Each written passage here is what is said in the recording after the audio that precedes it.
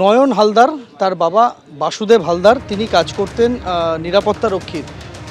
এই যে মোমো চেন, যাদের বিভিন্ন আউটলেট রয়েছে দেশের বিভিন্ন প্রান্তে, সেই আউটলেটের যে গুদাম ঘর, সেখানে তার বাবা কাজ করতেন। আপনার বাবা কোথায় কি হিসেবে কাজ করতেন এখানে? এখানে স্টোরের মাল কত পিস গাড়ি উঠবে, কত পিস নামবে, কোথায় কোন দোকানে কত পিস যাবে, সেই ডিপার্টমেন্টে ছিল।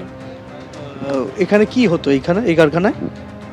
এখানে মোমোর মাল সব থাকতো এখানে। কোন কোম্পানি এটা? ঠিক বলতে ওয়াও মোমো তো এটা ওয়াও মোমো কারখানা। এখানে কি মাল স্টক? হুম। তা আপনার বাবা ডিউটিতে কখন এসেছিল? বাবা 7টার সময় 10টা থেকে ডিউটি, এরকম মানে নাইট ডিউটি? বাড়ি থেকে বার হয়েছে। Night duty. হুম। তারপর আপনার বাবার সাথে কথা হয়েছিল? আর রাতে? বাবার সাথে আর কথা হয়নি।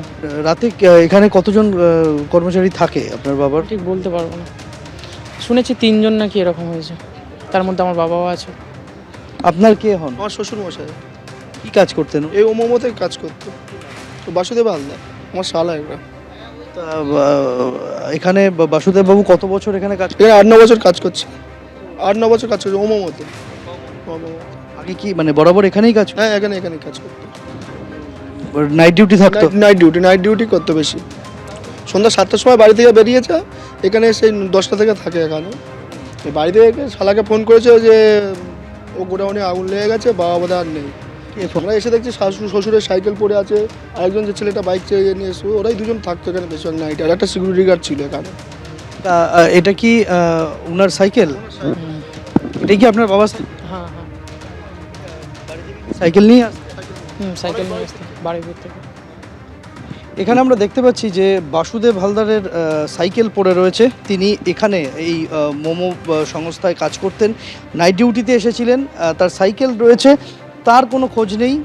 তিনি সহ এখানে আরও 2জন কর্মচারী রাতের বেলা ছিলেন, তারা কোথায় আছেন কেউ জানেন না। পরিবারের সদস্যরা তারা খোঁজ খবর চালাচ্ছেন, বারবার পুলিশের কাছে নথিভুক্ত করেছেন এই মিসিংয়ের বিষয়টা, কিন্তু এখনও পর্যন্ত তার কোনো খোঁজ নেই। ক্যামেরায় তরুণের সঙ্গে সন্দীপ সরকার, এবিপি আনন্দ, কলকাতা। আনন্দপুরে অগ্নিকাণ্ডের ঘটনায় দমকল মন্ত্রী সুদীপ বসু তিনি বলছেন ফায়ার অডিট হয়, কিন্তু মানুষ অসতর্ক থাকে। মানুষ মনে করে নিজের জীবনের থেকে ব্যবসা বড়। অনেক বড় জায়গা জুড়ে মানে দুখানা গোডাউন ছিল। সেই দুটো গোডাউনের একটা ডেকোরেটরের গোডাউন ছিল, আর একটা কোনো মোমোর কিছু ছিল। এই দুটো জায়গা নিয়ে অনেক বড় জায়গা। আমরা সকাল থেকে এটা ফলো করছি, সকাল থেকে সব কিছু করছি। ফায়ার অডিট হয় না এটা আমি একবারই বলবো না, ফায়ার অডিট হয়। ফায়ারের এনকোয়ারি হয়, ফায়ারের রিপোর্ট হয়, সবই হয়, কিন্তু মানুষেরও কিছু অসতর্কতা থাকে। এত বড় শহরের মধ্যে অনেক কিছু ঘটনা ঘটে, এবং অনেকে নিজেরা বুঝতে পারে না, নিজেদের লাইফটার জীবনে তারা বুঝতে পারে না, লাইফটার থেকে বেশি ব্যবসাটা মনে করে বড়।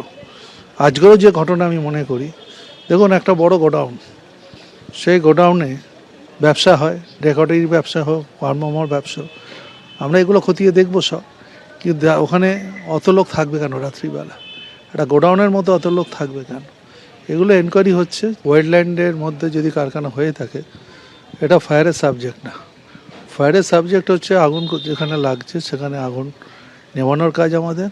ওয়েটল্যান্ডের জন্য যদি কোনো কারখানা হয়ে থাকে, ওখানে যারা দেখার দায়িত্ব আছে সেটা তারা দেখবে। যদি এমনি ধরনের ঘটনা কিছু হয়ে থাকে, সেটা আইনগত যা ব্যবস্থা আছে সেটা নেওয়া হবে। এবিপি আনন্দ, এগিয়ে থাকে, এগিয়ে রাখে।